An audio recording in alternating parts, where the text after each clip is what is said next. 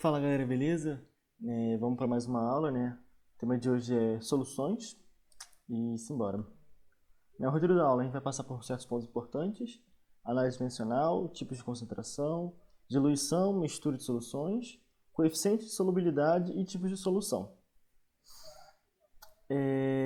Bom, a parte da análise dimensional não é uma matéria de soluções em si, né? Não é uma matéria de fato, sim.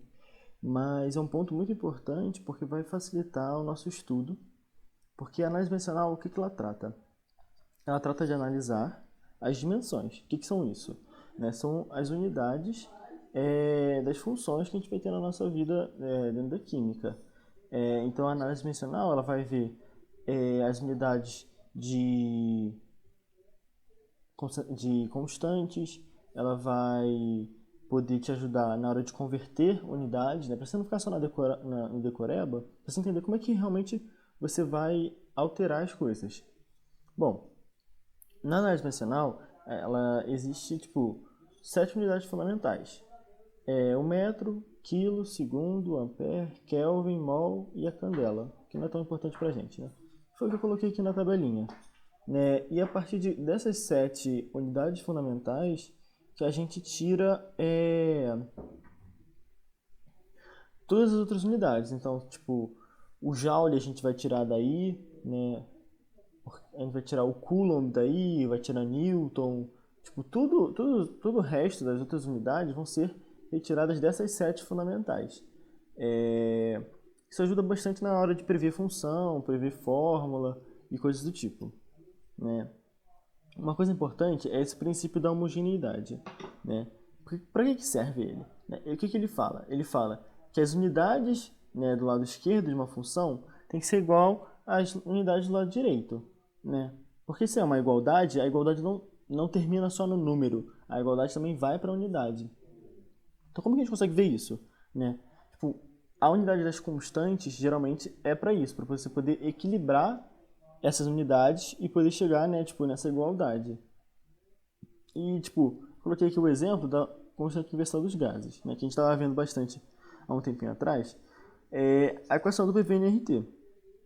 Aí, o que a gente faz? Na hora de descobrir a unidade, a gente atribui valor, né? Tipo, só que ao invés de você falar que a pressão é de 2, você vai falar que a pressão ela é atm, ou a pressão é pascal, enfim, a unidade que você quiser. No caso aqui eu escolhi a unidade usual, né, que é atm, litro, mol e Kelvin. Mol e Kelvin, tipo, geralmente não muda muito. Só atm e litro que muda mais. Aí o que acontece? Aí você monta a equação normalmente. Aqui o atm, o litro, o mol, o Kelvin e a constante, que você quer saber o valor, né? É como se ela fosse o x. Então, você trabalha como se fosse normalmente. Você vai passar o mol e o Kelvin dividindo o lado do atm e litro e vai descobrir que a constante, né, ela tem unidade atm litro divididos por mol Kelvin. E é por isso, tipo, que tem tantos valores de constantes de gases diferentes. Porque a 0,082 é para atm litro mol Kelvin. Mas tem a 8,3, que agora eu não lembro se é Newton ou se é Joule, né? Mol Kelvin. Então, tipo, quando muda a unidade, muda também o valor das constantes, muda o valor das funções e tudo mais. E é isso também que a análise dimensional vai tratar, né? Sobre como é que você vai converter uma unidade na outra. Porque dentro dessas 7 unidades fundamentais, tipo, existem tipo caixinhas. Tipo, existe a caixinha da massa, que aí pode ser quilo, pode ser grama, pode ser onça, pode ser libra. Existe a caixinha do segundo, que pode ser do tempo, quer dizer, né? Que pode ser segundo, minuto, dias, anos. Tipo, cada uma dessas caixinhas existe uma conversão interna dentro dessas unidades. E é isso que vai te ajudar na hora de converter as demais unidades. Então, por exemplo, na hora de converter metro por segundo para quilômetro por hora, a gente vai converter o metro para quilômetro e o segundo para hora, né? Coloquei esse exemplo porque é um exemplo bem mais batido e vocês acabam às vezes só decorando. De metro por segundo para quilômetro por hora, a gente multiplica por 3,6. Quando é o contrário, a gente divide. Mas por que isso, né? Então a gente vai entender. Novamente, a gente vai tratar as unidades como se fossem números. Então, se eu tenho um metro em cima e eu quero o quilômetro em cima, eu tenho que dar um jeito de colocar esse quilômetro em cima. O que eu faço para não mudar o valor da função? Eu multiplico por 1. Só que não é um 1 usual, é um 1 diferente. Porque pensa comigo, se 1 quilômetro são 1000 metros, quando eu pego 1 quilômetro e divido por 1000 metros, é como se eu estivesse dando uma divisão de coisas iguais. Então é um número que no final vai dar 1. Tipo, hipoteticamente, sabe? Tipo, o número em si ele não é 1, mas em termos quando você coloca a unidade no jogo, tipo, é como se ele fosse 1 no final. Então, beleza. Se eu tenho metro em cima e eu quero ter quilômetro em cima, eu vou colocar o quilômetro em cima na hora de multiplicar. Só que eu tenho que sumir com esse metro. Para sumir com metro, eu tenho que colocar 1000 metros embaixo. Para que possa, né, ter assim 1 km sobre 1000 metros ser igual a 1. E não alterar o valor da função. Mesma coisa para segundo. Se eu tenho segundo embaixo e eu quero que tenha hora embaixo, eu tenho que multiplicar, né, para uma coisa que tenha hora embaixo. Só que em cima, para poder cortar com esse segundo, eu vou ter que colocar o equivalente da hora em segundos. Que, tipo, 1 hora são 60 minutos. Cada minuto tem 60 segundos. Então, 1 hora em segundos é 60 vezes 60, que dá 3.600. Por isso que, em termos numéricos, o que sobra? 3.600 em cima e 1.000 embaixo. Em termos de unidade, o que sobra? Quilômetro em cima, porque o metro cortou aqui, e hora embaixo, porque o segundo cortou aqui. Então fica 3.600 divididos por 1.000, é o 3,6 km por hora. E é por isso que você multiplica por 3,6. Porque para você sair de metro por segundo, você teve que mudar a unidade de tal forma que quando você mudou, gerou um fator de vezes 3,6. Seria você dividir por 3,6 se fosse o contrário.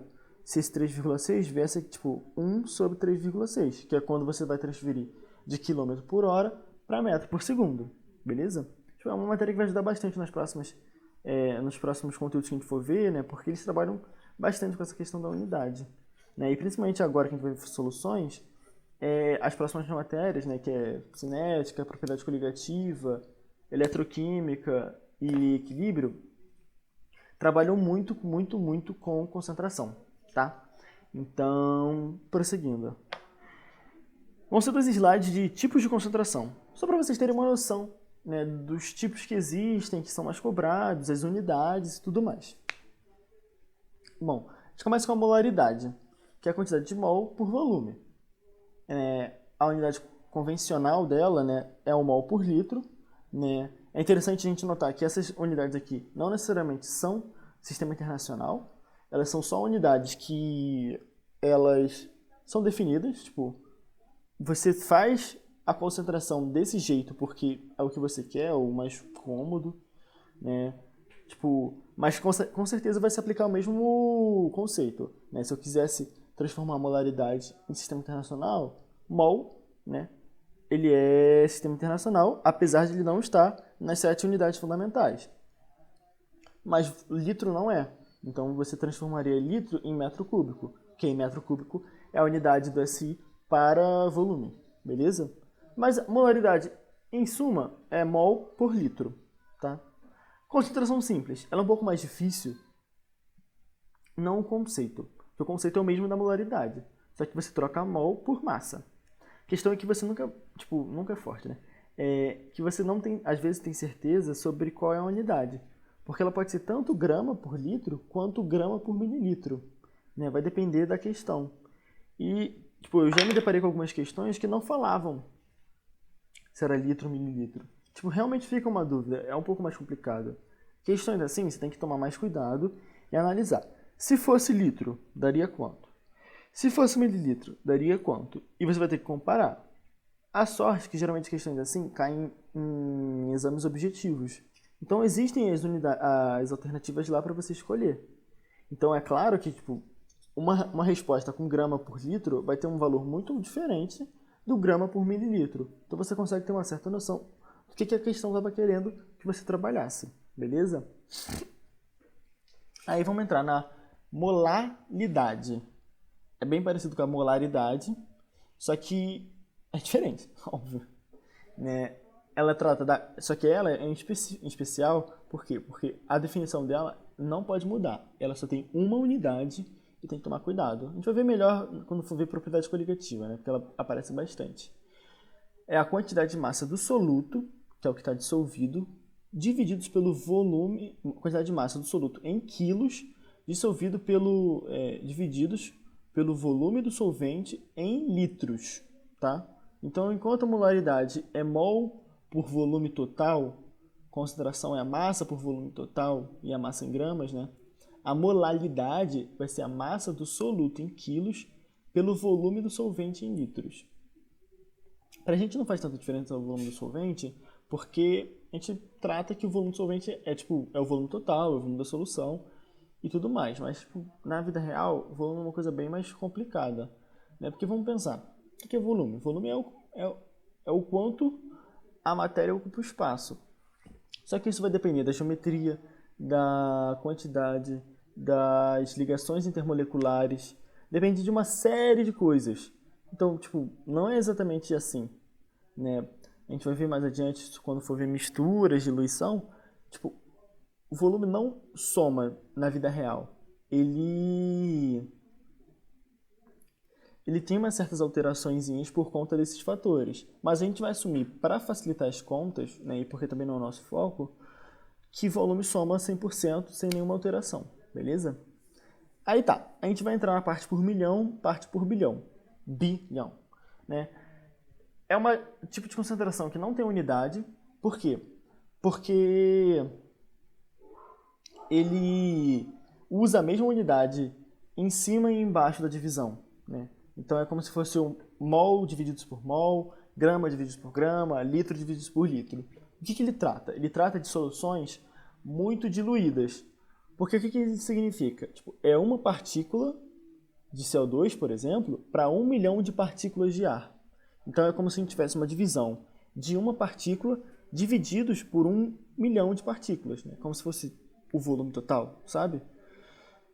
Então isso acaba dando um valor muito, muito baixo, né? De 0,0000001, tá? E a mesma coisa para a parte por bilhão. E é interessante notar que sempre vai ser a mesma unidade. Então vai ser 1 grama de ferro para 1 bilhão de gramas da solução, né? É claro que a gente poderia falar, é 1 grama de ferro para 1 milhão de quilos de solução. Pode, mas não é o escopo. O escopo é você manter a mesma unidade sempre, para ter 1 para 1 milhão, 1 para 1 bilhão, tá? É o caso de soluções muito diluídas, e é mais para vocês terem uma ideia, quando questões muito de ambiental, que forem falar de poluição, chegarem e falarem, o ar tem 10 ppm de CO2 e o ideal é de 8. Né? E você falar, tá acima do ideal. Questão de comparação mesmo, sabe? Aí prosseguindo, a gente tem percentual em massa e percentual em volume. É bem parecido com o ppm e ppb, porque eles não têm unidade, porque eles vão usar a mesma unidade em cima e embaixo. Um vai usar massa total, um vai usar massa do soluto sobre massa total, outro vai usar volume do soluto sobre volume total. E para transformar em percentual, a gente tem que multiplicar por 100. Por isso que eu coloquei essa formulinha. Não é uma fórmula, mas é só para deixar explícito. Porque, por exemplo, se a gente tem 50 gramas de uma coisa numa solução de 100 gramas ao todo, né, é como se a concentração massa-massa é 0,5. Só que isso não é percentual. Quando a gente multiplica por 100%, né, a gente consegue, que é, de novo, né, multiplicar por 1, a gente faz 0,5 vezes 100, que é igual a 50%. Tá? Aí um vai trabalhar com massa, outro vai trabalhar com volume, tanto faz. Aí aproveitando essa questão da pandemia, o uso do álcool gel, é engraçado a gente notar que tem 2 unidades específicas para álcool, que é o grau Instituto Nacional de Pesos e Medidas, o INPM, e o grau Gay-Lussac. São graus de percentual massa-massa e percentual volume-volume, respectivamente, né? O INPM para massa e o Gay-Lussac para volume. E ele sempre tem que ser descrito na embalagem do álcool gel. Porque quando eles falam, você está comprando um álcool 70, é 70 o quê? 70 graus Gay-Lussac ou INPM? É importante saber isso. Porque eles têm valores diferentes. Porque a unidade muda. E é importante saber, tipo, eu estou comprando esse produto e não um outro, tá? Aí, por exemplo, quando eles falam, para o coronavírus, para você desinfetar, tem que comprar um álcool 70. Geralmente vai ser 70 e NPM, que é de massa, porque a massa é mais fácil de trabalhar, tipo, uma coisa mais absoluta. Enquanto que o volume ele é muito mais variável, por isso que ele não é tão utilizado, tá? Mas ele está sempre lá descrito, bonitinho, que nem na imagem que eu coloquei aqui, beleza? Seguindo para as partes mais importantes da aula, de diluição e mistura. Quando a gente está no laboratório de química, nem sempre a gente vai ter à nossa disposição todas as soluções dos jeitos mais variados possíveis, né? Tipo, mudando todos os tipos de concentração, com todos os solventes, com todos os solutos, não sei o quê. O que acontece geralmente é que a gente vai ter uma solução do cara extremamente concentrada e a partir dela a gente vai formando todas as outras soluções que a gente tem, que a gente quer, quer dizer. Né? Se a gente quer uma solução mais dissolvida, né? Uma solução muito menos desconcentrada, uma solução menos desconcentrada. Tudo isso a gente vai tirando dessa solução mãe, tá? Por isso que é importante a gente notar, estudar o que é a diluição de soluções, né? A diluição de soluções, ela vai tratar justamente disso. A gente vai pegar uma parte, né, dessa solução e vai jogar mais do solvente. Vai jogar mais água, sei lá, geralmente água. E é interessante porque o número de mols do soluto, o número de massa do soluto não vai variar. A única coisa que vai variar é o volume. Se o volume variou, vai mudar a concentração, tá? E, bom, tudo que eu falo para mol vale para grama também. É só para poder facilitar e não ficar tendo que repetir toda hora. A concentração é tipo mol por volume. Se o volume altera e a concentração também, mas o número de mols não, então ele é uma constante. Então é mais fácil a gente fazer o quê? Que nem a gente fez naquelas transformações de estado, né, de PV e temperatura, a gente vai colocar a constante de um lado e o resto do outro. Então a gente vai ter que o número de mols ele vai ser sempre igual a molaridade vezes volume. Só que se ele é constante, isso vai valer para qualquer momento da solução, antes e depois da diluição. Né? Antes da diluição tem o mesmo número de mols que depois da diluição. Então como que a gente calcula isso? Vamos imaginar que tem uma solução inicial de 0,5 mol por litro e 4 litros dessa solução. Eu vou adicionar 1 litro. Se eu adicionei 1 litro, no final eu vou ficar com 5 litros. Então isso vai diminuir a minha molaridade. Mas quanto vai diminuir, né? Qual vai ser o novo valor dela? Então se eu tinha 0,5 multiplicados por 4, isso aqui é o número de mols antes. Eu vou ter no final o mesmo número de mols, que é pela molaridade, vezes o novo volume de 5 litros. Fazendo essa conta, a gente chega que a molaridade final vai ser 0,4 mol por litro. O que era perfeito, que é o que a gente queria, né? Que era justamente isso.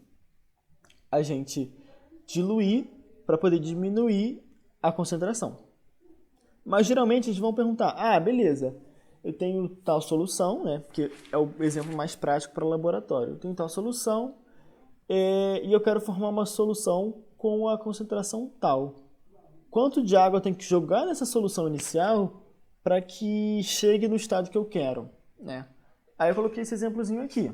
Se na solução inicial eu tinha uma concentração de 60 gramas por litro e um volume de 10 litros, e eu quero uma nova concentração de 10 gramas por litro, qual vai ser o volume que eu vou adicionar? Primeiro a gente descobre qual é o volume final da solução e desconta do volume que já existia, né? Então, beleza. CV, concentração antes era 60, volume era 10. Concentração nova vai ser 10 e o volume vai ser 60. Né? Fazendo as continhas aqui, como os lados são iguais, né? 60 e 10, e o outro tem 10, falta só 60. Então, descobre que o volume final é de 60 litros. Se ele é de 60 litros e no início tinham 10 litros, qual que vai ser a diferença? A diferença vai ser de 50 litros. Então é isso que eu tenho que adicionar. É isso que eu tenho que adicionar na solução inicial para saber quanto no final, para saber que no final eu vou chegar numa concentração nova, que é a concentração que eu quero para poder usar na minha solução, na minha reação e tudo mais. Beleza? Aí seguindo, Agora a gente vai tratar das misturas de soluções, né? Porque às vezes não é que você não tenha uma solução mãe, às vezes você quer juntar duas soluções para chegar no meio termo de concentração, tá? Tanto é que mistura de soluções, ela é como se fosse uma média ponderada, né? Na hora de você descobrir qual que é a concentração final. Porque pensa comigo, nesse caso, o soluto vai mudar, né? Porque eu vou estar introduzindo diferentes quantidades de grama, de massa, enfim, na mistura final. Só que o que eu posso pensar? Bom, assim como em diluição, né, que a gente tinha visto, que eu podia falar que o número de mols ele é igual a molaridade vezes volume, eu posso manter assim, né? Porque assim, o número de mols final ele vai ser a soma do número de mols de cada uma das soluções que eu colocar na mistura. Então, como que eu vou pensar? Molaridade da solução 1 vezes volume da solução 1, mais a molaridade 2 vezes volume 2, por assim vai ser igual a molaridade final vezes o volume final. Só que pensa comigo, o volume também, o volume também vai ser a soma de todos os outros, né? O volume final vai ser a soma do volume da solução 1 com o volume da solução 2, o volume da solução 3 e por assim vai. Então eu consigo acabar montando essa equação geral, né? Que na parte de cima eu vou ter o número de mols de cada uma das soluções e na parte de baixo eu vou ter o volume final, que é a soma de todas as soluções. Por isso que eu falo que é uma média ponderada. A média ponderada... Eita, rapaz. A média ponderada justamente vê isso. A importância que a quantidade de um elemento tem para a média final, sabe? E é isso, tipo, a quantidade desses elementos, né, que no caso é a concentração, ela vai ser dada pelo volume. Então, quanto maior for o volume de certa concentração, mais influente ela será na concentração final, tá? Então, beleza, mas como é que eu vejo isso? Eu coloquei, né, esse exemplozinho e ele é um pouquinho diferente por conta da solução 2. Mas beleza. Solução 1, cloreto de sódio, 1 mol por litro, 2 litros de solução, né? Solução 2, cloreto de cálcio, tem 2 cloros aqui, é importante. 1,5 mol por litro, 2 litros. Ele quer saber a concentração final de íons cloro, né, do íon cloreto. Então vamos calcular, né? Se o número de mols final vai ser a soma deles de cada uma das soluções, vamos calcular primeiro, né, o número de mols de cada uma dessas soluções. Né? Na solução 1, novamente, vai ser sempre molaridade vezes volume. Como ele só tem 1 cloro para cada 1 mol de sal, a proporção é de 1 para 1. Então a gente mantém normal. 1 mol por litro vezes 2 litros, 2 mols. Na solução 2, são 2 cloros para cada 1 sal. Então isso tem que multiplicar na hora de a gente descobrir a quantidade, né? Porque quando a gente dissolve, ele se separa. Na hora que ele se separa, né, para cada 1 mol que tinha do sal que eu coloquei, eu gerei 2 mols do íon cloreto, né? Então é bastante importante. Vocês vão ver direitinho com o Pita essa questão da estequiometria que envolve as soluções, né, que é bastante importante. Beleza. Solução 2 vai ser 2 vezes a molaridade vezes o volume. 2 vezes 1,5 vezes 2. Então, 2 vezes 1,5 dá 3. 3 vezes 2 dá 6. 6 mols. Então, o número de mols final vai ser 2 mais 6. 8 mols. E o volume final vai ser a soma das soluções, que é 2 e 2 dá 4. Então, a molaridade final vai ser 8 mols divididos por 4 litros. 2 mols por litro. O que faz bastante sentido. Porque se mistura de soluções é uma média ponderada e a gente tem duas soluções com volumes iguais, a concentração vai sempre ser o meio termo, né? Porque não tem um que está em maior quantidade do que o outro, né? E aqui é bom tomar cuidado, porque é uma média ponderada, é a média entre as concentrações do cara que a gente está analisando. Se a gente está analisando o cloro, é diferente de a gente analisar o cloreto de cálcio, tá? Então, aqui, o cloro, ele tinha 2 mols e 2 litros, então é 1 mol por litro. Aqui eram 6 mols para 2 litros, então são 3 mols por litro. O meio de 3 e 1 é justamente o 2. Porque vai virar 4, 4 vira 2. Beleza? E é mais ou menos isso, a parte de mistura de soluções, né? Ele vai misturar uma solução mais concentrada, menos concentrada, volumes diferentes. Você aplicando essa equação geral, sempre pensando, qual é o número de mols do cara em cada uma das soluções, depois somar o volume, tipo, vai dar bastante certo e vai dar bom, tá? Prosseguindo, a gente vai entrar na parte de coeficiente de solubilidade. Porque não basta só a gente já pegar as soluções prontas. Às vezes a gente vai ter que criar nossa própria solução. E para a gente criar a nossa solução, a gente tem que saber as características dessa solução. Beleza, eu quero uma solução de tantos litros com uma concentração tal. Mas como que eu vou produzir ela? Quantas gramas eu posso colocar do soluto? Quanto que eu tenho que colocar? A temperatura influencia? A pressão influencia? Não sei, tá? A gente vai descobrindo isso. Aí, beleza. Experimentalmente, né, os cientistas descobriram, né, que a solubilidade, né, o coeficiente dela, depende, né, das interações que cada um dos elementos tem, né, tipo soluto com solvente. Por isso que vem uma frase bastante importante na química, que é semelhante dissolve semelhante. Porque se eles são semelhantes, eles têm ligações intermoleculares semelhantes. Se eles têm ligações intermoleculares semelhantes, eles têm uma maior facilidade de se juntar, de se ligar, tá? E por assim dizer, tipo, se dissolver. E eles também descobriram que depende da temperatura. Porque, né, a gente viu que existe uma entalpia de dissolução, né? Que é você solubilizar o cara. E a gente vai ver em equilíbrio que entalpia, temperatura e a constante de equilíbrio estão tudo interligado e um influencia no outro. E é claro, descobrindo que a solubilidade tem um limite. Não dá para você ficar jogando infinitamente que para sempre vai dar. Não. Claro que um outro composto a gente considera que sim, porque ele é muito solúvel um no outro, tipo água e o álcool. Para eles é 100%, né, de solução. Mas enfim. Aí descobriram que o gás sempre diminui a solubilidade conforme você aumenta a temperatura. Por isso que, né, gera aquelas bolinhas, né, quando você está abrindo um refrigerante e ele vai esquentando, né, conforme o tempo passa. E eles chegaram à conclusão que, tipo, montando esses gráficos, quando você tinha uma curva que sobe, isso queria dizer que é uma dissolução endotérmica, né? Essas coisas a gente vai entender a explicação com o equilíbrio. Sendo uma solubilidade endotérmica, ela absorve calor, ela tem um ΔH positivo. Faz até sentido, né? Aumentar com a temperatura. Porque quando você aumenta a temperatura, você tem mais calor, né? Mais energia disponível para poder permitir essa reação. E quando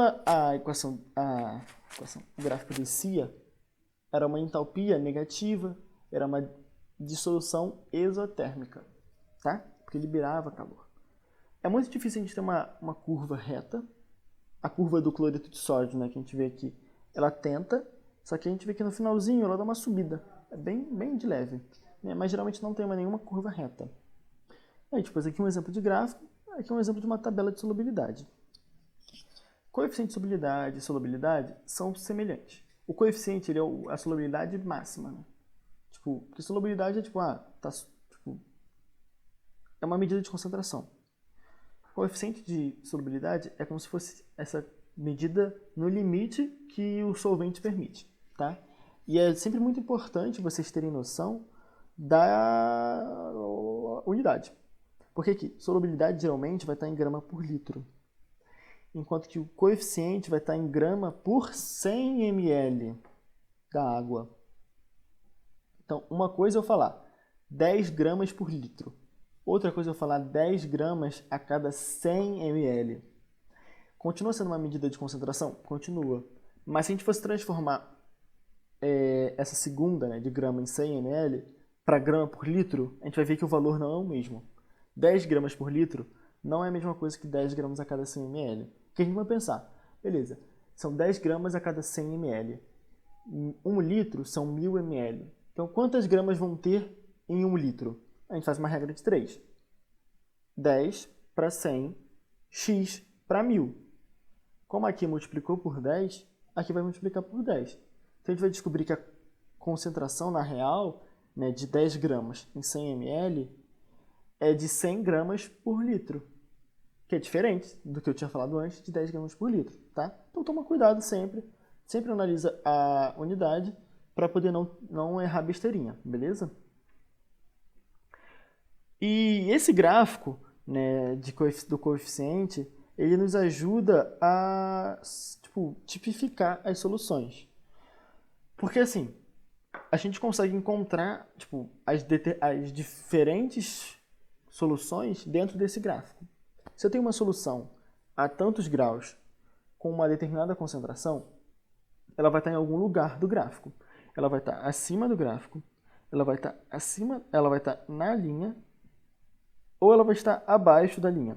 São essas três possibilidades, tá? E é claro que vai depender de cada temperatura.